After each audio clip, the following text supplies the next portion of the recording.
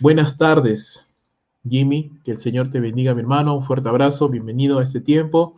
Isabel, también que Dios te bendiga, mi hermana, bienvenida, saludos a toda la familia. Acompáñame, por favor, hermano, vamos a empezar el día de hoy una nueva serie de enseñanzas que hemos determinado en llamar una iglesia poderosa. Esta serie de enseñanzas se basa en el libro de los Hechos y en algunas semanas, vamos a estudiar este libro para poder ver lo que la palabra del Señor nos tiene que enseñar al respecto de esto. En sí, cuáles eran las características, los principios bíblicos, la sabiduría que podemos encontrar de la palabra de Dios en la iglesia del primer siglo. No vamos a recorrer todos los capítulos y todos los versos de este libro, porque algunos de ellos ya los hemos estudiado antes como parte de otras series, pero sí vamos a recorrer todo este libro de una manera panorámica, parándonos, deteniéndonos en aquellos lugares donde nosotros podemos identificar estos patrones, principios, marcas, características de la iglesia del Nuevo Testamento, la iglesia del primer siglo. Si algo, hermanos, podemos reconocer honestamente, es que a pesar de los adelantos tecnológicos de este mundo moderno, a pesar de la abundante literatura cristiana, a pesar del crecimiento explosivo en algunos lugares del cristianismo, no nos falta mucho, hermanos, para poder igualar la eficacia, el poder y el alcance de la iglesia del primer siglo. Esta iglesia del Nuevo Testamento podemos reconocer que eso era una iglesia de crecimiento explosivo, revolucionaria en sus prácticas y genuina en su vivencia, una iglesia fervorosa, una iglesia activa, una iglesia realmente poderosa. Así que algo que podemos entonces deducir o tratar de reconocer de esto es que una iglesia poderosa tiene que ser definitivamente una iglesia que siga los pasos de la iglesia del Nuevo Testamento, una iglesia llena del Espíritu Santo, una iglesia con una estructura simple, una iglesia poderosa en oración, poderosa en la palabra de Dios, poderosa en el servicio, poderosa en el discipulado y también poderosa en el evangelismo. Vamos a ir viendo estas cualidades de la iglesia, llamémoslo así, perfecta, no perfecta, pero una iglesia eficaz, y vamos a ir viéndolos in situ, en la experiencia de estos hermanos que fueron utilizados por el Señor para empezar el cristianismo. Ayúdame y acompáñame, por favor, al libro de los Hechos, capítulo número 1, y vamos a leer desde el versículo 1 hasta el versículo 26. Los primeros, o todo el capítulo, mejor dicho, vamos a leer en esta oportunidad. Así que leamos juntos, hermanos. Dice: en el primer tratado, oh Teófilo, hablé acerca de todas las cosas que Jesús comenzó a hacer y a enseñar, hasta el día en que fue recibido arriba, después de haber dado mandamientos por el Espíritu Santo a los apóstoles que había escogido, a quienes también, después de haber padecido, se presentó vivo con muchas pruebas indubitables, apareciéndoseles durante 40 días y hablándoles acerca del reino de Dios. Y estando juntos, les mandó que no se fueran de Jerusalén, sino que esperasen la promesa del Padre, la cual les dijo: oísteis de mí, porque Juan ciertamente bautizó con agua, mas vosotros seréis bautizados con el Espíritu Santo dentro de no muchos días. Versículo número 6. Entonces los que se habían reunido, los discípulos, le preguntaron diciendo: Señor, ¿restaurarás el reino a Israel en este tiempo? Y les dijo: no os toca a vosotros saber los tiempos y las sazones que el Padre puso en su sola potestad, pero recibiréis poder cuando haya venido sobre vosotros el Espíritu Santo, y me seréis testigos en Jerusalén, en toda Judea, en Samaria y hasta lo último de la tierra. Y habiendo dicho estas cosas, viéndolo ellos, fue alzado, y le recibió una nube que le ocultó de sus ojos. Y estando ellos con los ojos puestos en el cielo, entre tanto que él se iba, he aquí se pusieron junto a ellos 2 varones con vestiduras blancas, los cuales también le dijeron: varones Galileos, ¿por qué estáis mirando al cielo? Este mismo Jesús, que ha sido tomado de vosotros al cielo, así vendrá como le habéis visto ir al cielo. Versículo número 12.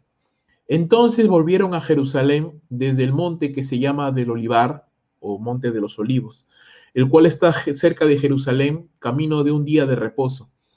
Y entrados, subieron al aposento alto, donde moraban Pedro y Jacobo, Juan, Andrés, Felipe, Tomás, Bartolomé, Mateo, Jacobo hijo de Alfeo, Simón el celote y Judas hermano de Jacobo. Todos estos perseveraban unánimes en oración y ruego, con las mujeres y con María la madre de Jesús y con sus hermanos. En aquellos días, Pedro se levantó en medio de los hermanos, y los reunidos allí eran como 120 en número, y dijo: varones hermanos, era necesario que se cumpliese la escritura en que el Espíritu Santo habló por boca de David acerca de Judas, que fue guía de los que prendieron a Jesús, y era contado con nosotros y tenía parte en este ministerio. Este, pues, con el salario de su iniquidad, adquirió un campo, y cayendo de cabeza, se reventó por la mitad, y todas sus entrañas se derramaron. Verso 19, y fue notorio a todos los habitantes de Jerusalén, de tal manera que aquel campo se llama en su propia lengua Acéldama, que quiere decir campo de sangre. Porque escrito está en el libro de los Salmos: sea hecha desierta su habitación, y no haya quien more en ella, y tome otro su oficio. Es necesario, pues, que de estos hombres que han estado junto con nosotros todo el tiempo que el Señor Jesús entraba y salía entre nosotros, comenzando desde el bautismo de Juan hasta el día en que de entre nosotros fue recibido arriba, uno se ha hecho testigo con nosotros de su resurrección. Y señalaron a dos, a José, llamado Barsabás, que tenía por sobrenombre el Justo, y a Matías. Y orando dijeron: tú, Señor, que conoces los corazones de todos, muestra cuál de estos dos has escogido, para que tome la parte de este ministerio y apostolado, de que cayó Judas por transgresión, para irse a su propio lugar. Y les echaron suertes, y la suerte cayó sobre Matías, y fue contado con los otros apóstoles. El día de hoy, hermanos, estudiando este primer capítulo del libro de los Hechos, vamos a encontrar que aún la iglesia no se ha formado, aún no ha nacido la iglesia, pero estamos a puertas del nacimiento de la iglesia, y el capítulo número 1 es importante, porque es el inicio de lo que realmente llegó a ser el cristianismo. Y el primer verso, por lo menos, conecta directamente con el inicio del Evangelio de Lucas, con el final del Evangelio de Lucas, puesto que el mismo Lucas fue el que escribió, el que compiló y escribió, dirigido y guiado obviamente por el Espíritu Santo, tanto el Evangelio de Lucas como el libro conocido como Hechos de los Apóstoles. Estos dos libros fueron dirigidos por Lucas a un creyente llamado Teófilo, y fueron compilados y ordenados históricamente, adecuadamente, minuciosamente por este hombre, Lucas, un creyente, un médico, compañero de Pablo, que Dios utilizó para poder escribir estas dos cartas. Lucas no era un apóstol, hermanos, pero sí era una persona muy cercana a los apóstoles, sobre todo a Pablo, y escribió estas cartas, vuelvo a repetir, inspirado por el Espíritu Santo. Así que, si tú quieres entender aún mejor el libro de Hechos de los Apóstoles, una buena recomendación es primero estudiar y leer el libro de Juan, el Evangelio de Juan, y luego continuar con Hechos de los Apóstoles, lo cual en su debido momento, si Dios lo permite, haremos. Estudiaremos también el Evangelio de Juan. Pero en esta oportunidad queremos empezar ya desde el libro de Hechos de los Apóstoles. Y mira lo que dice Lucas, capítulo número 1 en adelante, para poder entender un poco esto. Dice: puesto que ya muchos han tratado de poner en orden la historia de las cosas que entre nosotros han sido ciertísimas, tal como nos lo enseñaron los que desde el principio lo vieron con sus ojos y fueron ministros de la palabra, me ha parecido también a mí, después de haber investigado con diligencia todas las cosas de su origen, escribírtelas por orden, oh excelentísimo Teófilo, para que conozcas bien la verdad de las cosas en las cuales has sido instruido. Ese es el inicio del Evangelio de Lucas, y efectivamente su Evangelio de Lucas trata toda la vida y obra del Señor Jesucristo de una manera ordenada, de una manera pues muy detallada y con mucha diligencia. El libro de los Hechos es la continuación natural de este tratado, porque Lucas terminó su Evangelio con las enseñanzas y obras del Señor Jesús hasta que ascendió a los cielos. Hechos empieza justamente con los acontecimientos días antes de la ascensión de Jesús a los cielos. Y Lucas nos dice que el Señor Jesús pasó 40 días, cosa que no sabíamos de los evangelios. Los evangelios se quedan en la resurrección del Señor y en la gran comisión, pero Hechos nos muestra que el Señor Jesús, antes de partir a los cielos, quedó en la tierra 40 días enseñándoles a sus discípulos. Y sabemos por Pablo, en Primera de Corintios, capítulo 15, de verso 3 al 6, sabemos que el Señor Jesús se apareció a más de 500 hermanos. Y dice Pablo en 1 Corintios 15 que muchos de ellos aún vivían en ese tiempo en el cual Pablo escribió Primera de Corintios. Estamos hablando de 25 años después de la resurrección del Señor, todavía habían personas que vivían, que habían visto a Cristo resucitado. En esta oportunidad, el Señor Jesús está enseñando, y vemos aquí más de 500 hermanos, según lo que nos muestra Pablo, y durante 40 días el Señor Jesús les está enseñando. Ahora, me pongo a pensar qué maravilloso tiempo habrán tenido con el Señor, ¿cierto?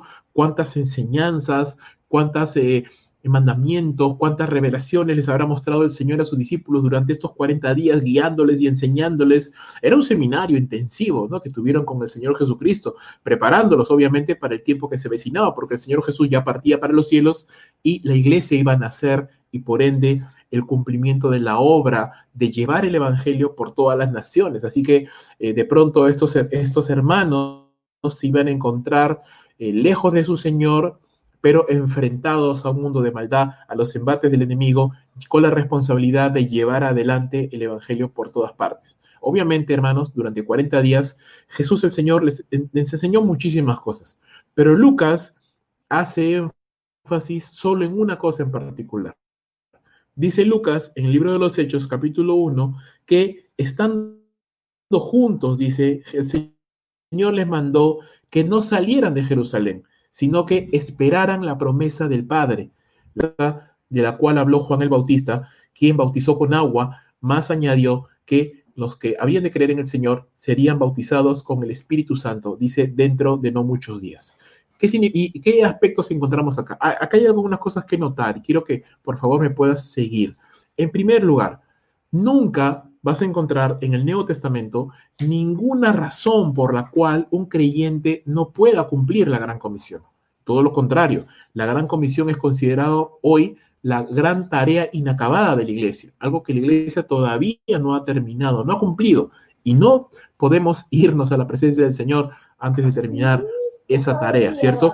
Y sin embargo, a pesar de que no hay nada que un creyente puede poner como obstáculo, como razón o como argumento para no cumplir la Gran Comisión, sin embargo, Jesús le dijo a sus discípulos que no empezaran todavía con la Gran Comisión hasta que recibieran la promesa del Espíritu Santo. Eso es importante. Eso es muy importante, hermanos. Y si tú te has percatado, uno de los términos que más se repite en el capítulo número 1 del libro de los Hechos es el Espíritu Santo. Esta palabra, este título, este nombre de la tercera persona de la Trinidad se repite varias veces en este capítulo, y el énfasis podemos encontrarlo en la persona del Espíritu Santo. Es más, este capítulo pudiéramos dividirlo en 3 secciones. La primera, hablando acerca de la verdad o la bendición, llamémoslo así, de la presencia del Espíritu Santo. Una segunda sección, hablando acerca de el poder que el Espíritu Santo nos da.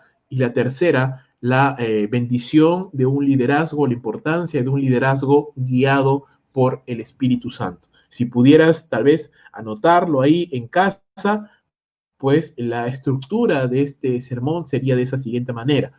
La promesa de la comunión o de la cercanía o de la presencia del Espíritu Santo, eso lo encontramos desde los versos número 1 hasta el verso número 5. Luego, cuando hablamos acerca de la bendición, del poder del Espíritu Santo y la venida del Señor, eso lo encontramos desde el verso número 6 hasta el verso número 11, y desde el verso número 12 hasta el final podemos encontrar o podemos mirar la importancia de un liderazgo guiado por el Espíritu Santo. Entonces el Espíritu de Dios está inmerso en todo este capítulo, y esto es algo que para el Señor Jesús era tan importante que les dice a sus discípulos: no empiecen aún con la labor de la Gran Comisión hasta que reciban la promesa del Espíritu Santo del cielo. Y esto es algo vital, importante. ¿Por qué? Porque humanamente hablando, hermanos, el cristianismo en su nacimiento, en esos primeros días que recién estaba naciendo, no tenía nada a su favor. ¿Sí? La iglesia naciente no tenía líderes reconocidos, ni famosos, ni influyentes, no tenía abundantes recursos económicos, es más, no tenía nada, no tenía ni siquiera un lugar central donde reunirse, excepto el templo, pero el templo era utilizado también por los judíos. No tenían adelantos tecnológicos, no tenían nada realmente. En sí, humanamente hablando, y aunque suene un poco feo decirlo, eran solamente un puñado de discípulos que habían creído en un Mesías crucificado y resucitado. Entonces, humanamente hablando, frente a todo lo que este mundo representaba, ellos no tenían nada realmente. Y necesitaban la presencia del Espíritu de Dios con urgencia. Lo necesitaban. ¿Cómo lo necesitamos aún hoy en la iglesia de hoy, de este siglo? En este pasaje, hermanos, vemos a la Santa Trinidad en acción. Vemos al Padre Celestial enviando a su Santo Espíritu para continuar la labor que el Hijo había realizado con los discípulos. Ahora el Hijo, el Señor, está ascendiendo a los cielos para sentarse a la diestra del Padre como Señor de señores y Rey de reyes, y el Espíritu de Dios ahora viene a tomar su lugar para trabajar con los discípulos como el consolador, como aquel que está puesto al lado para ayudar a la iglesia y a cada uno de los creyentes en particular. Así que los discípulos del Señor, hermanos, deben esperar. Ese es el mandamiento del Señor. Tienen que esperar. No les dijo cuánto, solo tienen que esperar pacientemente a la venida del Señor, del Espíritu de Dios, para luego empezar la labor evangelística. Sabemos por la historia bíblica que esto sucedió en el día de Pentecostés. En Hechos capítulo 2 vemos el nacimiento de la iglesia marcado por el descenso del Espíritu de Dios sobre los creyentes que estaban orando allí en el aposento alto. Allí en el aposento alto se juntaron 120 hermanos, entre los cuales estaban los apóstoles, la madre de Jesús, los hermanos de Jesús, quienes la habían rechazado durante toda su vida y ministerio, pero en la resurrección creyeron en Jesús, así que ahora sus hermanos son también creyentes, y este grupo de hermanos se quedan allí mientras esperaban la promesa del Padre, la cual, vuelvo a repetir, ocurrió efectivamente en Pentecostés. Ahora, algo muy hermoso es que Pentecostés, o más conocida también como la fiesta de los primeros frutos de las cosechas, es una fiesta que ocurre 50 días después de la Pascua judía. Y sabemos que en la Pascua judía, en esas fechas, nuestro Señor Jesucristo murió por nuestros pecados.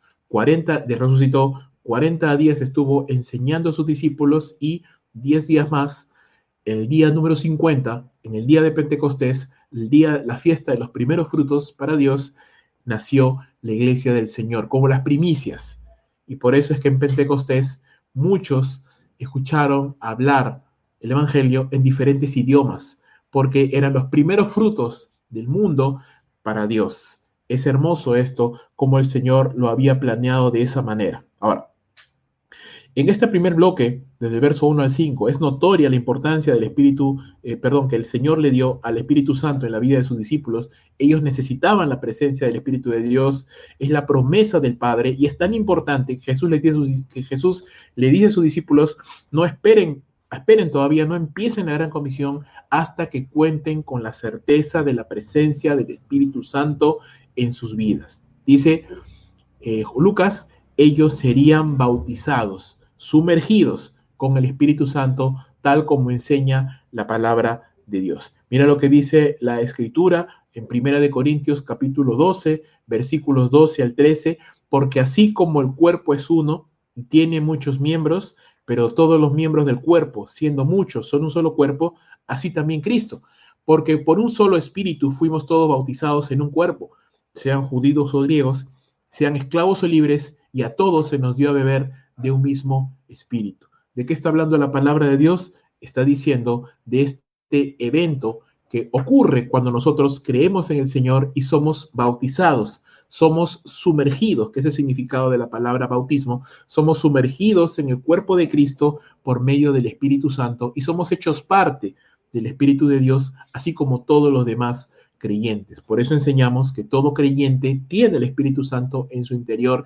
En Hechos capítulo 1 ocurría algo muy distinto en el sentido de que era una etapa transitoria. La iglesia todavía no había sido formada, así que estos creyentes aún no tenían el Espíritu de Dios en ellos, pero vemos que a partir de Pentecostés, cuando el Espíritu de Dios desciende sobre la iglesia, a partir de ese momento ya nunca más el Espíritu de Dios se va a apartar de los creyentes y cada persona que cree en Jesús iba a recibir también el Espíritu Santo como nosotros tenemos ahora y sería inmerso, sumergido dentro del cuerpo de Cristo que es la iglesia. Eso es lo que la Biblia llama el bautismo con el Espíritu Santo, ¿sí? No es una experiencia sobrenatural, es simplemente el hecho de ser sumergidos en el cuerpo de Cristo, inmersos dentro de la iglesia universal, la iglesia invisible, que es la reunión de todos los santos de todos los tiempos, y eso es conocido también aquí como el bautismo con el Espíritu Santo. A partir de ese entonces, o de ese momento,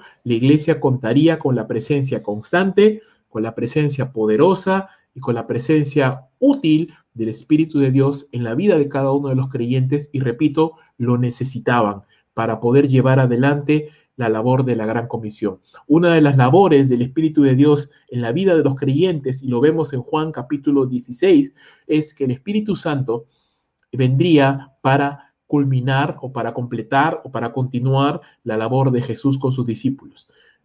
El Evangelio de Juan, capítulo 16, verso 4, dice: mas os he dicho estas cosas para que cuando llegue la hora os acordéis que yo ya los había dicho.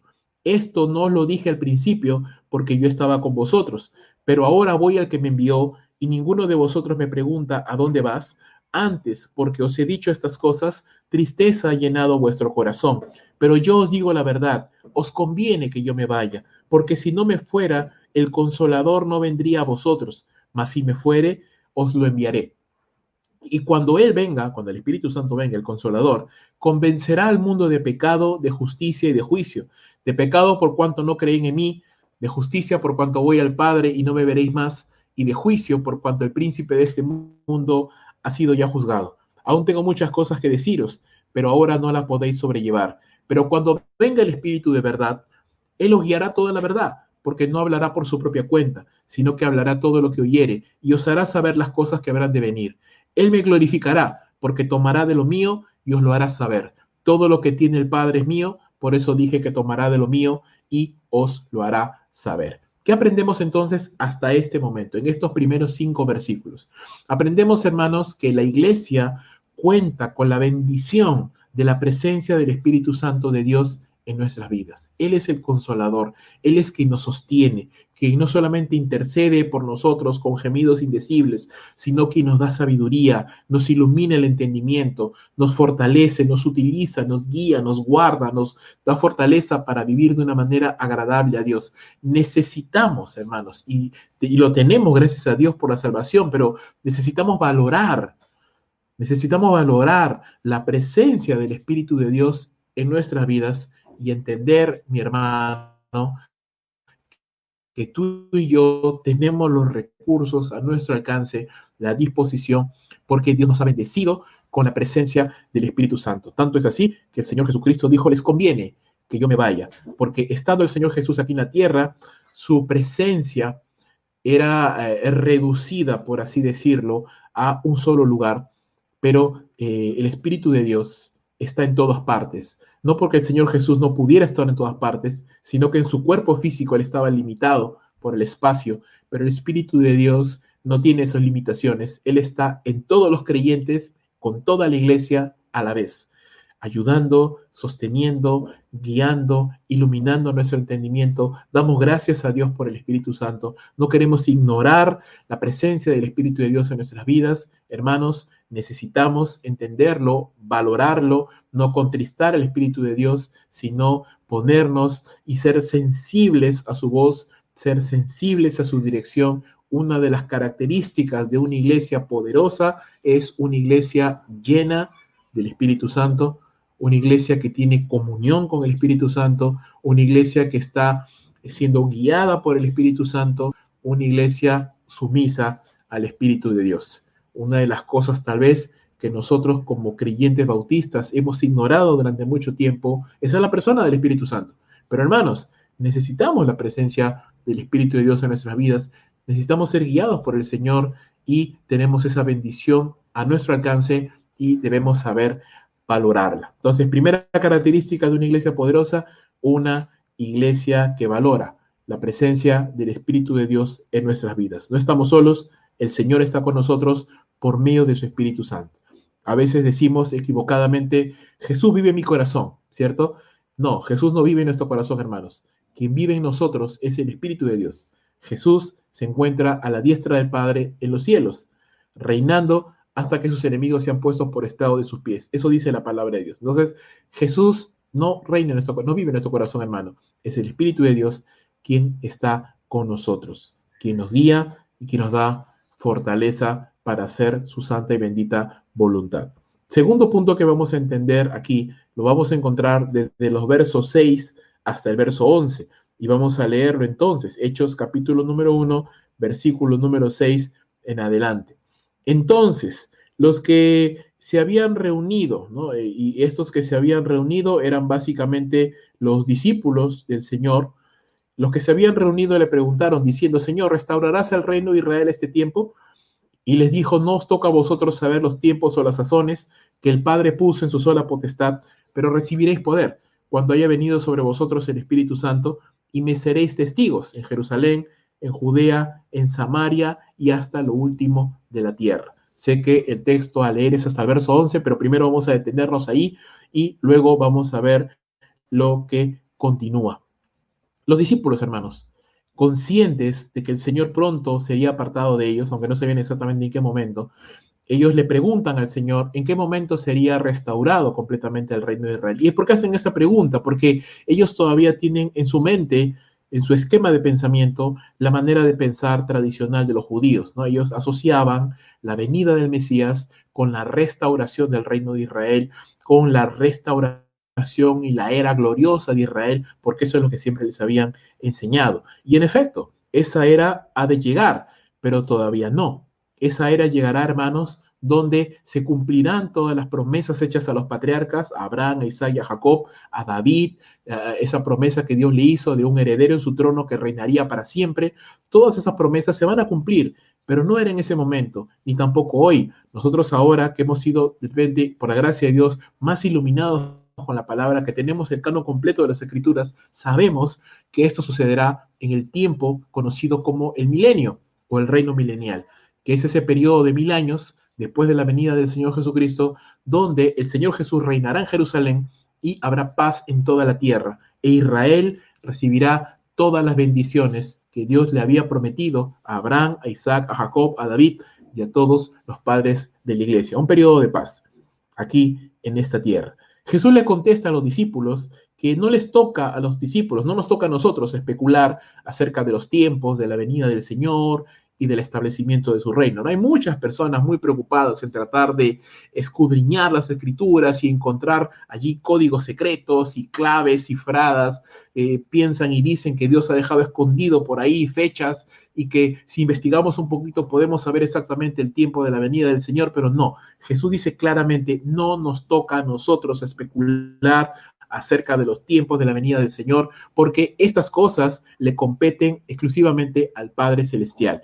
Hermanos, los discípulos de esa época no lo sabían, pero han pasado más de 2000 años y la iglesia aún sigue esperando y velando por ese momento de la venida del Señor Jesús. Y eso no significa que no va a venir. Sí va a venir. Pedro nos explica eso, que el Señor no viene porque tiene paciencia, quiere que todos procedan al arrepentimiento. Entonces, no es que no va a venir el Señor, va a venir, pero para el Señor un día es como 1000 años es como un día, y en sus planes, en sus tiempos y en sus momentos, Él lo hará. Sin embargo, para que nosotros los creyentes, los de ese tiempo y los nuestros, podamos soportar el tiempo de su venida y ser fieles sirviendo al Señor mientras ese momento llega, el Señor no solamente promete la comunión y la presencia del Espíritu Santo, sino que ahora, en este punto, promete algo más, promete el poder del Espíritu Santo. No solamente la presencia del Espíritu de Dios, pero el poder espiritual, el poder del Espíritu Santo. Dice, recibiréis poder cuando haya venido el Espíritu Santo sobre vosotros y me seréis testigos en Jerusalén, Judea, Samaria y hasta lo último de la tierra. Y eso definitivamente era un gran desafío de fe para este puñado de judíos que estaban allí orando y creyendo en el Señor. ¿Por qué? Porque el mundo judío, hermanos, era pequeño en comparación del mundo de ese tiempo. Me refiero, Jerusalén era la capital y ahí se encontraban los judíos. En Judea también habían judíos. En Samaria ya no, porque en Samaria se encontraban aquellos mestizos que los judíos consideraban poco peor que perros, gente que no eran parte del pueblo de Dios, y hasta lo último de la tierra, el mundo gentil, donde había hasta cierto punto sinagogas y judíos, pero ya había un poco más allá, y ya en lugares mucho más alejados, ya no había presencia judía, y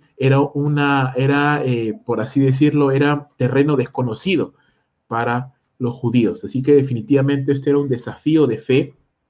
Sin embargo, era un desafío de fe que el Señor había encomendado a su iglesia. Entonces, la promesa del Padre, hermanos, no solamente consiste en la venida del Espíritu de Dios como consolador para consolarnos, para socorrernos, para ayudarnos, sino también tiene una faceta más activa. Es no solamente la presencia del Espíritu Santo, pero el poder del Espíritu Santo, que nos, valga la redundancia, nos empodera, nos capacita, nos energiza con el fin de poder llevar adelante la gran comisión, que es llevar el Evangelio a todas las naciones. Los discípulos, hermanos, no pueden detenerse en Jerusalén, no pueden detenerse en Judea, ni siquiera en Samaria, sino que tienen que salir de la zona de confort e ir hasta lo último de la tierra, llevando la palabra de Dios a las naciones que no conocen todavía el Evangelio del Señor Jesucristo, ¿no? Ese es el alcance de la Gran Comisión. Gran Comisión, vuelvo a repetir, que hasta el día de hoy, más de 2000 años después del nacimiento de la iglesia, aún es una tarea inacabada. Entonces, una iglesia poderosa es una iglesia, hermanos, no solamente que valora la presencia del Espíritu Santo, sino que es una iglesia, hermanos, llena del poder del Espíritu Santo y que entiende la importancia de la labor y del cumplimiento de la gran comisión, esta tarea que el Señor nos ha encomendado y que lo hace, vuelvo a repetir, en el poder del Espíritu Santo. Algo que tú notas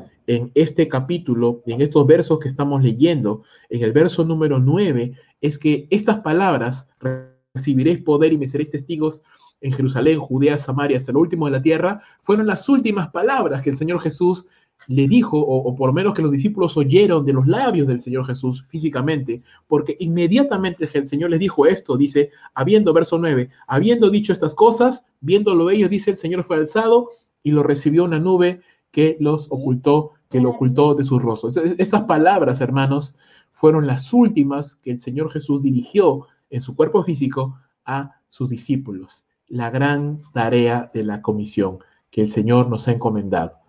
Esperen el poder del Espíritu Santo y una vez lo reciban, vayan y sean testigos de Jesús a todas las naciones. El Señor Jesús fue alzado a los cielos hasta desaparecer entre las nubes y a partir de ese momento entonces el Señor Jesús se encuentra a la diestra del Padre en gloria, esperando el tiempo de su venida. ¿Cómo sabemos esto? Bueno, uno de los pasajes en el libro de los Hechos, Esteban, el primer mártir del cristianismo, nos lo muestra. Esteban dice, antes de ser muerto, ahí cuando lo estaban apedreando, versos 55 a 56 del capítulo 7 del libro de los Hechos, nos dice Esteban, y cito, he aquí, veo los cielos abiertos y al Hijo del Hombre que está a la diestra de Dios. ¿Ve? Ahí está un testimonio de alguien que vio a Jesucristo sentado a la diestra de los cielos. El libro de Hebreos también nos menciona esto. Entonces, mientras los discípulos se quedan ahí anonadados, ¿no? Ahí asombrados, viendo cómo su Señor, después de haberle dado estas indicaciones, se va a los cielos, 40 días después de haberles enseñado, y se va a los cielos y desaparece entre las nubes, unos ángeles del Señor se le acercan a ellos y les dicen, varones galileos, ¿por qué están mirando al cielo? Este mismo Jesús que ha sido tomado de vosotros al cielo, así vendrá, como le habéis visto ir al cielo. ¿Qué significa esto, hermanos?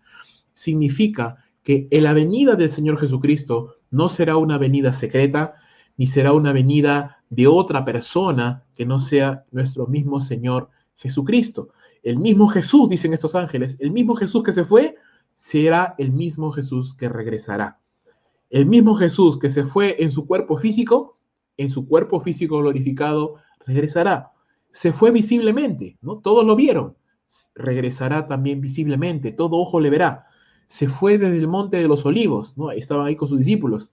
La Biblia nos dice en Apocalipsis que el Señor Jesús en su venida posará sus pies en el monte de los olivos también en su regreso. Así que el mismo Jesús, tal cual se fue, tal cual volverá. Él prometió, mis hermanos, él prometió que moriría y murió. Él prometió que resucitaría, resucitó. Él prometió que volvería y, hermanos, volverá. El Señor cumplirá con su promesa que Él nos ha dado a cada uno de nosotros. Él volverá. Y esa es la certeza y la esperanza que los cristianos tenemos y que el Señor Jesús volverá. Y la Biblia dice, volverá con el galardón en su mano para darle a cada uno conforme a sus obras. Y en tanto llegue este momento precioso de la segunda venida del Señor, pues la iglesia debe de trabajar llena del Espíritu Santo, llevando la palabra de Dios hasta donde el Señor nos lo permita. Jerusalén, Judea, Samaria, hasta lo último de la tierra. ¿Esto qué significa? Significa que la iglesia tiene que estar inmersa, enfocada, no mirando al cielo. Los ángeles le dijeron, ¿qué hacen mirando al cielo? El Señor ya se fue, va a regresar, no se preocupen. Dejen de preguntarse cómo se fue, cómo volverá. No, miren los campos que están blancos para la siega y enfóquense en el cumplimiento de la gran comisión. ¿Sí? Enfoque y poder, características de una iglesia poderosa, llena del poder del Espíritu Santo, enfocada en cumplir la gran comisión, no solo de manera local, de manera regional, de manera nacional, de manera mundial, llevando la palabra de Dios a nuestro distrito, a nuestro país, a nuestro continente, fuera de nuestro continente, por medio de nuestras oraciones, por medio de nuestras ofrendas, por medio del envío de misioneros, por medio de la labor evangelística, hermanos, la iglesia tiene que estar enfocada. Y hermanos, cuando nos enfocamos en hacer la obra de Dios, cuando nos enfocamos, y es algo que yo siempre he dicho a la iglesia desde el inicio, porque lo he experimentado, hermanos, cuando te enfocas en la gran comisión, cuando te dedicas en la gran comisión, cuando tu vida la alineas a la gran comisión, hermanos, Dios prospera, Dios bendice, y no estoy hablando solo económicamente hablando, estoy hablando en todo aspecto de la vida. Dios prospera, Dios bendice, porque recuerda, Dios bendice sus propósitos. Así que cuando nos alineamos al propósito de Dios, entonces estamos caminando en el sendero de la bendición. El hecho de que Jesús prometa que regresará visiblemente, esto alude al tiempo de la segunda venida del Señor. Pero sabemos que hay un evento antes que suceda esto, lo que los cristianos conocemos como el rapto, el arrebatamiento de la iglesia, lo cual sí será un evento solamente para los creyentes, los cuales nosotros nos iremos a reunir ahí con nuestro Señor en las nubes y estar para siempre con el Señor. Entonces, hermanos, ¿qué vamos aprendiendo acerca de este punto, de este aspecto que hemos visto? Pues necesitamos no solo la comunión y la presencia del Espíritu de Dios, necesitamos el poder del Espíritu de Dios y debemos de recordar la certeza de la inminente venida del Señor.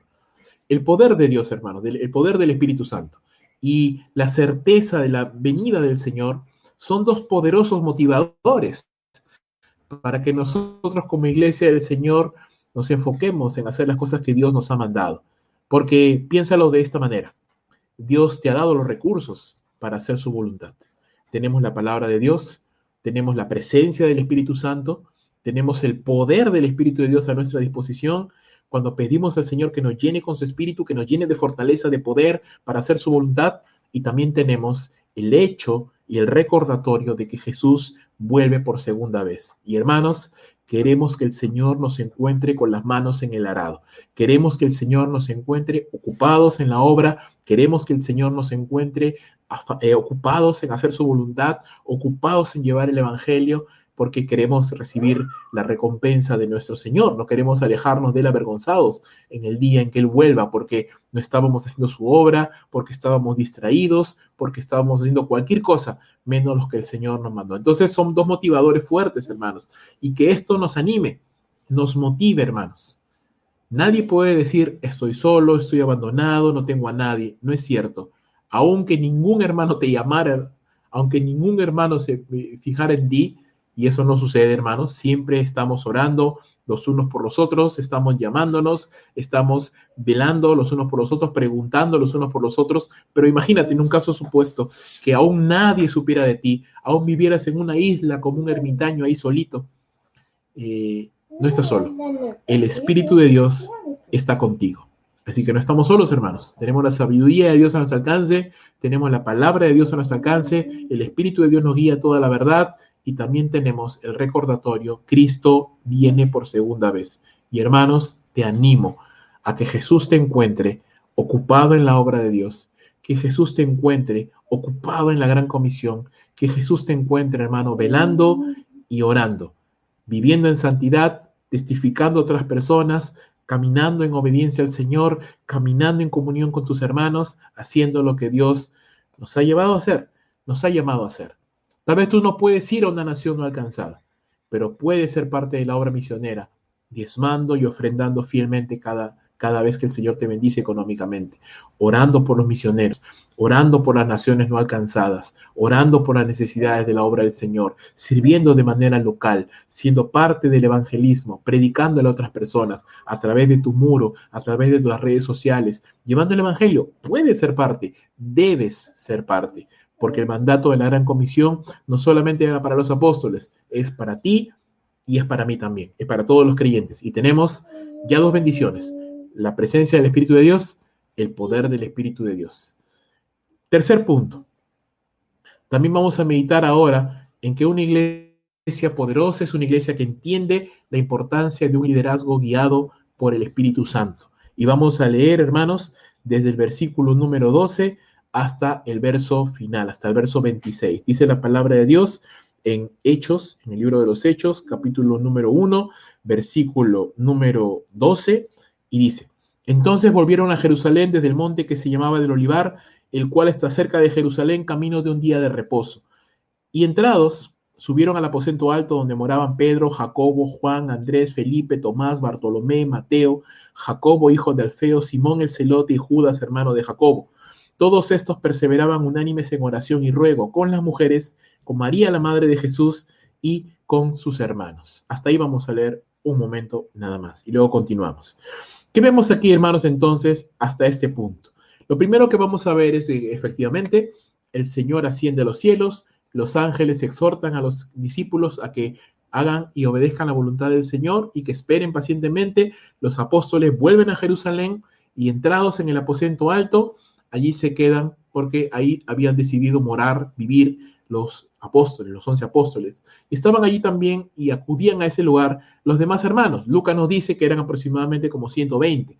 Entre quienes estaban nosotros los 11 apóstoles, estaba María, la madre de Jesús, las otras mujeres, algunos comentaristas dicen que estaban ahí también las esposas de muchos de los apóstoles, otros hermanos, discípulos del Señor, todos se encontraban ahí. Y dice, ¿y qué hacían allí? Dice la Escritura que ellos perseveraban en oración y ruego al Señor. Y esto es hermoso, hermanos, porque aquí notamos el caldo de cultivo para lo que sería la naciente y poderosa iglesia de Jerusalén. ¿Qué notamos? En primer lugar, Jesús les dijo: vuelvan a Jerusalén y esperen. ¿Qué hicieron los apóstoles? Obedecieron. Obediencia al mandato de Jesús. Ellos obedecieron. El Señor se fue y aunque ya no estaba físicamente para verlos, ¿qué hicieron los apóstoles? Obedecieron. Volvieron a Jerusalén y se quedaron esperando, orando y esperando. Obediencia. ¿Qué más? Unidad en los creyentes. Dice que perseveraban unánimes en oración y ruego. Estaban unánimes, estaban juntos. Hermanos, hay gran poder cuando hay unidad. Y perdemos poder, hermanos, cuando nos dividimos, cuando buscamos nuestros bandos, cuando buscamos nuestras facciones, cuando hay estas peleas intestinas, cuando nos separamos, pierde fortaleza. Pero el lugar de la unidad es un lugar de poder. Así que unidad en los creyentes es lo segundo que vemos aquí. Y lo tercero que vemos es que ellos perseveraban en oración y ruego. Una actitud de constante oración.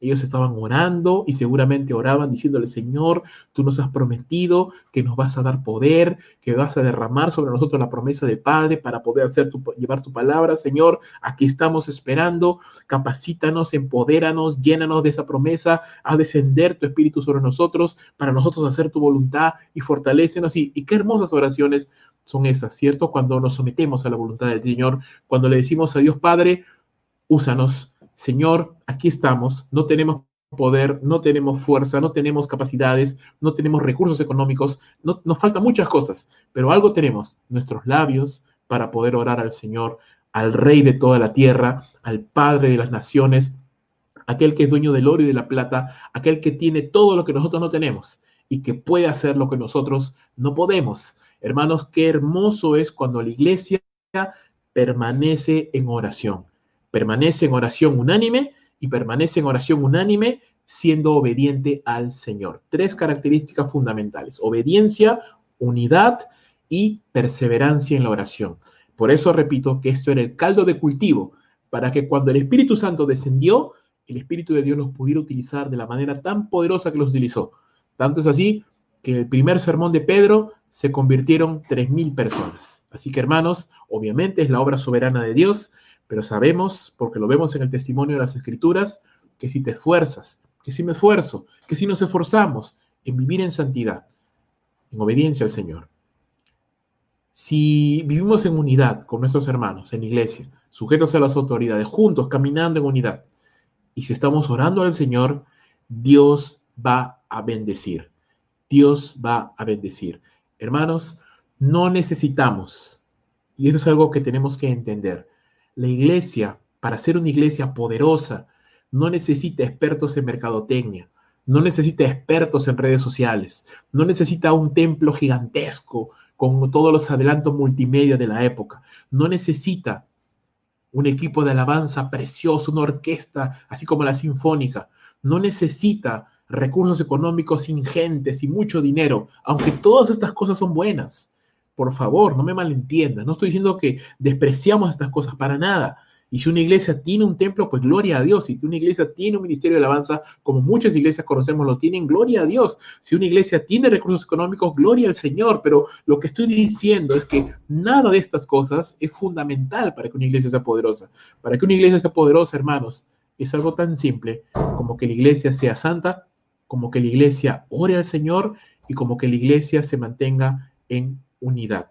Hagamos estas 3 cosas, hermanos, y la palabra de Dios nos promete que será una iglesia, o una iglesia que manifiesta esas características, será una iglesia llena de la bendición de Dios.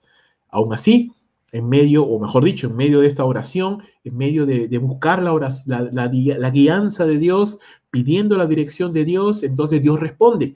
Y una de las cosas que Dios hace es utiliza a Pedro, quien se levanta en medio de sus hermanos, y esta vez, hermanos, algo que puedes notar es que este Pedro que se levanta ahora para hablar no es el mismo Pedro que conocemos antes de los evangelios, no es el mismo Pedro que se levantaba y hablaba lo primero que le venía a la mente, no es el Pedro que se levantaba y actuaba impulsivamente, no, ya no. Este es un Pedro diferente. Este es un hombre que ahora se levanta con la autoridad del Señor, con el respaldo del Señor, con la sabiduría que el Espíritu Santo da. Y mira lo que dice: en aquellos días Pedro se levantó en medio de los hermanos, y los reunidos eran como 120 en número, y dijo: varones hermanos, era necesario, dice, que se cumpliese la escritura en que el Espíritu Santo habló por boca de David acerca de Judas, que fue guía de los que prendieron a Jesús, y era contado con nosotros y tenía parte en este ministerio. Este, pues, con el salario de su iniquidad adquirió un campo, y cayendo de cabeza, se reventó por la mitad, y todas sus entrañas se derramaron. Y fue notorio a todos los habitantes de Jerusalén, de tal manera que aquel campo se llama en su propia lengua Acéldama, que quiere decir campo de sangre, porque está escrito en el libro de los Salmos: sea hecha desierta su habitación, y no haya quien more en ella, y tome otro su oficio. Es necesario, pues, que de esos hombres que han estado junto con nosotros todo el tiempo que el Señor Jesús entraba y salía entre nosotros, comenzando desde el bautismo de Juan hasta el día en que de entre nosotros fue recibido arriba, uno sea hecho testigo con nosotros de su resurrección. Entonces, cuando escuchamos a Pedro hablar ahora, es diferente, es otra persona, hermanos. Es otra persona. Y eso que todavía el Espíritu de Dios no ha venido sobre él, ojo. Si ya Pedro en Pentecostés es otra persona, aquí también es otra persona. Dios está obrando en Pedro. Vemos ahora hablar ya no a ese apóstol imprudente y vehemente que conocíamos antes, sino ahora vemos a un hombre que está madurando en el Señor, a un hombre que puede ver cómo la traición de Judas no fue algo que arruinó el plan de Dios, todo lo contrario, era parte del plan de Dios y era necesario que así se cumpliera porque estaba establecido en la palabra. Es más, una curiosidad: Pablo cita dos salmos aquí. Pablo cita el Salmo 69:25 y cita el Salmo 109:8. Y es la primera vez en el Nuevo Testamento que vemos al apóstol Pablo citar las Escrituras. Nunca antes Pedro había citado las Escrituras. Siempre Pedro había hablado lo que de su mente salía, lo que se sacó de la manga, lo que por ahí salía de su corazón. Pero es la primera vez en el Nuevo Testamento que vemos a Pedro citando las Sagradas Escrituras y dándoles el sentido, dándoles el orden, y aunque, vuelvo a repetir, el Espíritu de Dios aún no había venido sobre ellos, ya podemos ver cómo la palabra de Dios estaba haciendo su obra en este hombre, y él reconoce la soberanía de Dios, reconoce la responsabilidad de Judas al traicionar al Señor, reconoce el hecho de que la Biblia se tiene que cumplir, y así como la palabra de Dios, citando y uniendo estos dos salmos, tanto que Judas había caído por iniquidad, como que otro tomara su oficio, él entiende que debe haber un reemplazo para Judas, un 12º apóstol que tomara el lugar que Judas dejó por su desobediencia. Así que, aunque el Espíritu Santo, vuelvo a repetir, no había descendido sobre ellos todavía, ellos ya tenían dirección por la palabra de Dios. Y qué precioso es eso, hermanos, porque esto es algo complementario. ¿Necesitamos la dirección del Espíritu de Dios? Sí, pero esto no es algo místico, esto no es algo ajeno a las Escrituras. Lo que Dios y lo que el Espíritu Santo siempre nos va a guiar tiene que ir conforme a lo que está en la palabra de Dios. Recuerda, Él nos guiará toda la verdad. Así que cuando decimos, siento que Dios me está guiando, ok, detente un momento. Lo que el Señor supuestamente te está guiando, ¿está de acuerdo a las Sagradas Escrituras? No, no está de acuerdo, entonces no estamos hablando de una dirección del Espíritu Santo, ¿sí? Entonces, aquí vemos esto, a pesar de que el Espíritu de Dios todavía no había venido sobre ellos, ellos ya podían utilizar la dirección de Dios. ¿Cómo? Basándose en la palabra. Escoger un 12º apóstol. ¿Qué más? Ellos, o por lo menos Pedro, establece un requisito. Ahora, esto es algo bien interesante también, hermanos. ¿Por qué? Porque, uno, todavía no tenían el Espíritu Santo. Dos, la palabra de Dios, por lo menos hasta ese momento, no había establecido ningún requisito para un apóstol, porque era algo que recién estaba surgiendo. Entonces, ¿qué utiliza Pedro para usar como criterio? Utiliza lo que muchos comentaristas llaman un sentido común santificado, es decir, sentido común guiado por la palabra de Dios. Pedro decide, y al ser un apóstol puede hacerlo, él decide que el candidato para suplantar o para reemplazar a Judas debía ser testigo del ministerio de Jesús desde el bautismo de Juan hasta el día en que Jesús fue ascendido a los cielos. Este candidato debía haber estado junto con los apóstoles en todo ese tiempo, ¿no? Debía ser alguien conocido de los apóstoles. Vuelvo a repetir, no hay ningún pasaje en la Biblia que nos hable de esto. Hasta ese momento, recuerda que todavía los libros del Nuevo Testamento no se han escrito, ni los evangelios, ni nada. Solamente ellos tenían el Antiguo Testamento, y en el Antiguo Testamento no había ningún requisito para un apóstol, porque eso no existía. Y tampoco tenían el Espíritu de Dios. Entonces, ¿qué utiliza Pedro? Utiliza el sentido común guiado por Dios. Recuerda, han estado orando, han estado leyendo la palabra, así que eso les capacita para poder tomar decisiones sabias. Gracias a Dios, hermanos, que ahora nosotros ya tenemos la Biblia completa, tenemos el Espíritu de Dios y también tenemos la oración. Tenemos más recursos aún para poder decidir sabiamente, para poder decidir correctamente. Y eso es algo muy importante. Por supuesto, con el paso del tiempo y el establecimiento de cartas como Primera de Timoteo y como Tito, ya tendremos luz acerca de los requisitos para los líderes en la iglesia, pero en ese momento no lo habían. Y bajo este criterio que Pedro estableció, la población de discípulos se redujo a 2. José, llamado Barsabás, y Matías también. Más adelante, ellos echan suertes sobre estos dos, porque igual no sabían acerca de los dos a quién decidir, y así que los apóstoles oran al Señor para pedir la dirección, ¿no? Y la palabra final. Echan suertes, y aunque muchos comentaristas pues no están de acuerdo con esto y piensan que los apóstoles se equivocaron al escoger a Matías y que realmente el 12º apóstol era Pablo, no Matías, no vemos ninguna razón por la cual los apóstoles se hubieran equivocado. Para nada. Muchos piensan que se equivocaron porque Matías nunca más apareció en el Nuevo Testamento, pero no solo Matías, hermano. Muchos otros apóstoles no se muestran. ¿Por qué? Porque Lucas se enfoca básicamente en Pedro, en Juan y en Pablo. No porque no haya ignorado, no porque ignore a los otros, o no haya enfocado sus escritos en nosotros, no significa que Matías haya fracasado o sea un apóstol falso. Todo lo contrario, las tradiciones de los padres de la iglesia, si tú puedes leerlos en internet, nos van a mostrar que sí, se sabía claramente qué sucedió con los demás apóstoles y cada uno de ellos fue fiel al Señor, incluso Matías, sirviendo al Señor, llevando la palabra en muchos lugares. Además, todos ellos murieron mártires por llevar el Evangelio de Jesucristo. Así que, ¿qué más entendemos hasta aquí? ¿Por qué era necesario que los 12 apóstoles estuvieran completos?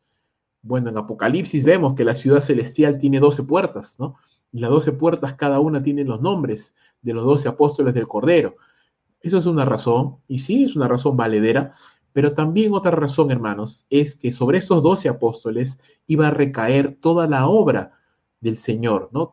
Sobre sus hombros había de recaer todo el peso del ministerio de la iglesia. Ellos tenían que soportar la obra del Señor, ellos tenían que predicar la palabra, tenían que discipular a los nuevos creyentes, y mira que el capítulo 2 se añaden 3.000, en el siguiente capítulo se añaden 5.000 más, así que tienen una gran labor discipuladora, evangelística, de enseñanza. Los apóstoles tenían que ver esa tarea, tenían muchos de ellos que escribir las epístolas del Nuevo Testamento, tenían que fundamentar la naciente iglesia del Señor, así que era necesario un liderazgo fuerte, sólido, guiado por el Espíritu Santo. Entonces, guiado por el Espíritu Santo para escoger a las personas correctas, ¿no? Y es hermoso esto porque así como Jesús oró para escoger a sus apóstoles, los apóstoles también oran para escoger al 12avo, a Matías. Y también, hermanos, es importantísimo tener líderes guiados por el Señor, llenos de la palabra de Dios, llenos del Espíritu Santo, para que la obra del Señor pueda avanzar. Uno de los grandes problemas de las iglesias, de los ministerios y de la cristiandad en este tiempo es que a veces, hermanos, el liderazgo no es digno de la investidura que lleva. El liderazgo, y bueno, si nos ponemos a mencionar en ese punto, pues, ¿quién es digno, verdad? Nadie es capaz. Pero me refiero a que muchas veces el liderazgo no es un liderazgo correcto, no es un liderazgo capacitado, no es un liderazgo lleno del Espíritu Santo, no es un liderazgo lleno de la palabra de Dios, sino encontramos tristemente hombres y mujeres llevando la obra en su propia carne, llevando la obra en sus propias ideas, en su propia sabiduría, en su propio parecer, pero no bajo la dirección de la palabra de Dios, bajo la dirección del Espíritu Santo o bajo la dirección de un sentido común santificado, la sabiduría que Dios da a lo largo de los años. Un líder, hermano, entiende que necesita esos tres factores. Un líder entiende que necesita la palabra de Dios para tomar buenas decisiones y tiene que ser un hombre que conozca la palabra, que se prepare en la palabra, que estudie la palabra. Un líder no puede ser una persona ignorante de las Escrituras, tiene que estar constantemente estudiando y aprendiendo la palabra de Dios. Un líder entiende la importancia de ser guiado por el Espíritu Santo y esto lo conseguimos orando al Señor, pidiendo discernimiento, pidiendo sabiduría de Dios. Y también un líder entiende y sabe aplicar el sentido común santificado. Si tú estás orando, si estás buscando al Señor, si estás viviendo en buena comunión con Dios, y si oras pidiendo dirección, y si buscas la palabra de Dios y aún no tienes claridad de qué hacer, usas el tercer recurso, el sentido común santificado, que el Señor nos da también para poder decidir en medio de su obra. Entonces, estas tres características, hermanos: una iglesia que valora la presencia del Espíritu Santo, una iglesia que sirve enfocada y llena del poder del Espíritu Santo, y una iglesia que entiende la importancia de un liderazgo lleno del Espíritu Santo, guiado por el Espíritu de Dios, son las primeras tres características que vemos en lo que sería la naciente iglesia de Jerusalén. ¿Qué aplicaciones encontramos para nuestras vidas? Nosotros que ahora ya contamos con la palabra de Dios, con la presencia del Espíritu Santo en nosotros, con muchos recursos tecnológicos, con muchos recursos de educación cristiana, con tantos recursos también económicos, con bendiciones que la iglesia de ese tiempo no contaba. Pues, hermanos, aún nosotros seguimos necesitando la presencia del Espíritu Santo, seguimos necesitando el poder del Espíritu Santo, aún seguimos esperando la pronta venida del Señor, y mientras el Señor viene, tenemos que seguir trabajando, no podemos descansar, ya descansaremos en la patria celestial. Aquí no es momento de descansar, aquí es momento de trabajar y hacer la obra del Señor, y buscando y orando por un liderazgo lleno de la palabra, lleno del Espíritu Santo, propiciando a que nuestros líderes estén orando, estén aprendiendo las Escrituras y estén dependiendo del Señor. Entonces, mi hermano, ¿es bueno orar por tu propia vida espiritual? Por supuesto. Es bueno orar porque el Señor te utilice llevando la palabra de Dios a otras naciones, por supuesto. Es bueno orar para que el Señor te provea, para que tú puedas ser fiel en tu mayordomía cristiana y compartas de lo que el Señor te da para que el Evangelio siga corriendo, por supuesto. Es bueno también que ore para que ellos sean guiados por el Señor, por supuesto, hermanos, por supuesto. Que el Señor nos dé sabiduría, que el Señor nos dé entendimiento para dirigir su obra, porque hermanos, es la obra del Señor. No es mi empresa, no es la empresa de Ernesto, no es la empresa de Leonardo, no es la empresa de ningún pastor, es la obra de Dios. Nosotros solamente somos servidores, siervos, que estamos llamados a administrar los recursos del Señor, la obra de Dios, pero la obra es del Señor. Y todos somos ovejas dentro del gran rebaño de Dios. Así que agradece, hermano, y honra la presencia del Espíritu Santo en tu vida. Valórala. Tienes a un consolador a tu lado. No estás solo. Busca la llenura del Espíritu Santo y enfócate en cumplir la gran comisión. Pídele al Señor, Señor, dame fortaleza, dame poder para predicar. Si tal vez tengo miedo, me siento nervioso, no sé qué hablar, tartamudeo, no sé qué decir. Hermano, yo te cuento una cosa. Yo preparo mis sermones. Yo preparo lo que voy a predicar. Y oro también al Señor que me guíe. Y te cuento, a veces, hermanos, no siempre, pero a veces, mientras estoy predicando, percibo que el Señor me está guiando a hablar de otra cosa, a enfocarme, no a salirme del tema completamente, me refiero a enfocarme en algún punto en específico, porque muy probablemente entonces Dios está hablando a alguien y yo tengo que dejarme guiar, tengo que dejarme y no ser rebelde a lo que el Señor está haciendo. Entonces, hermanos, busquemos ser llenos del Espíritu Santo, sensibles a la voz del Espíritu de Dios y sin temor. Si tienes temor, si tienes miedo de predicar, tienes miedo de compartir la palabra, pide la llenura del Espíritu Santo. Si tú estás lleno del Espíritu Santo, Él te va a dar valor y no vas a tener temor de hablar del Señor. Enfócate en cumplir la gran comisión. Buscamos la unidad. Oremos, hermanos, oremos. Si algo te pido que ores, no solamente es por el liderazgo de la iglesia, sino ora por la unidad. Que seamos líderes unidos, que toda la iglesia tengamos unidad, que busquemos la santidad y oremos juntos. Por eso seguimos orando cada día, de martes a viernes, y seguiremos orando sin cesar, día con día, orando al Señor, confiando en que Dios nos está sosteniendo por esto, porque estamos orando, porque estamos procurando vivir en obediencia al Señor y porque estamos procurando vivir en unidad. Sirvamos fielmente al Señor en espera de su pronta venida. Cristo viene, hermanos, por segunda vez. Y hasta que Él venga, tú y yo tenemos que trabajar. Tenemos que trabajar. Oremos por un liderazgo lleno de la palabra de Dios, lleno del Espíritu Santo, y avancemos. Avancemos como la iglesia del Señor victoriosa, como la iglesia del Señor que Él ha comprado por su propia sangre y la que Él está utilizando y quiere utilizar para la salvación de muchos, para que el Evangelio llegue a muchas y muchas más personas.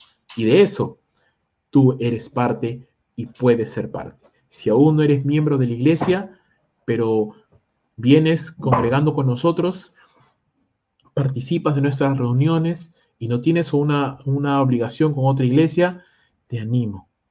Sé parte de una iglesia. Considera la Misión Bíblica Bautista Dulos como tu iglesia local para que puedas congregar y ser miembro de la iglesia. Y eso significa que te unas a esta familia para llevar adelante el Evangelio, para predicar, para discipular, para entrenar, para evangelizar a otros hermanos, para apoyar a las misiones con tus diezmos y tus ofrendas y juntos estimularnos, como dice la palabra, al amor y a las buenas obras para llevar adelante la obra de Dios. Si ese es tu deseo, comunícate conmigo.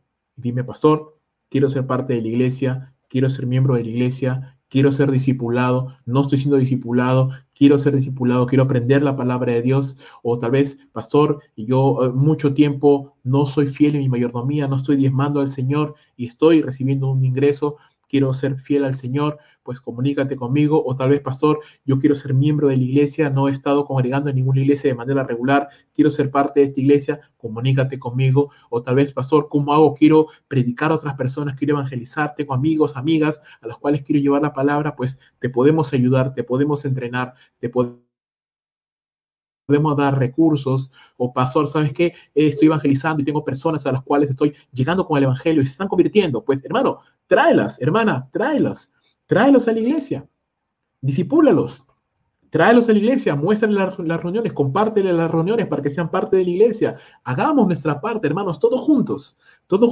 hagamos nuestra parte de llevar adelante la gran comisión, porque a eso nos llamó el Señor y en eso tenemos que estar ocupados hasta que Cristo vuelva. Y mientras hagamos eso, hermanos, mientras busquemos al Señor, mientras procuremos vivir en obediencia al Señor y estemos ocupados haciendo la gran comisión, el Señor nos seguirá bendiciendo. Yo te puedo decir, hermanos, por la gracia y para la gloria del Señor, para la gloria de su nombre, Dios nos ha bendecido como iglesia. Nos ha bendecido de muchas maneras. Y esto, ¿por qué es? No es por mí, ni es por ti. Es porque como iglesia todos hemos decidido, o la gran mayoría de nosotros hemos decidido, orar al Señor, buscar la santidad y apoyar la obra de Dios, sosteniendo misioneros, sosteniendo obreros, y aún queremos sostener más. Tenemos parejas a los cuales son candidatos que queremos ayudar, que están en el campo, que necesitan ayuda. Pero necesitamos de ti también para ser parte de esta gran labor que el Señor nos está encomendando. Y mientras seamos fieles en esto, yo te aseguro, Dios seguirá bendiciendo y engrandeciendo su obra. Te lo aseguro, lo he visto en mi vida, lo he visto en muchas iglesias, lo he visto en muchos hombres y mujeres. Así que, hermanos, si queremos la bendición en nuestras vidas, enfoquémonos en esto. Vivir en santidad, vivir en unidad, vivir trabajando, llevando adelante la gran comisión. Que Dios bendiga su palabra, hermanos. Vamos a orar. Padre,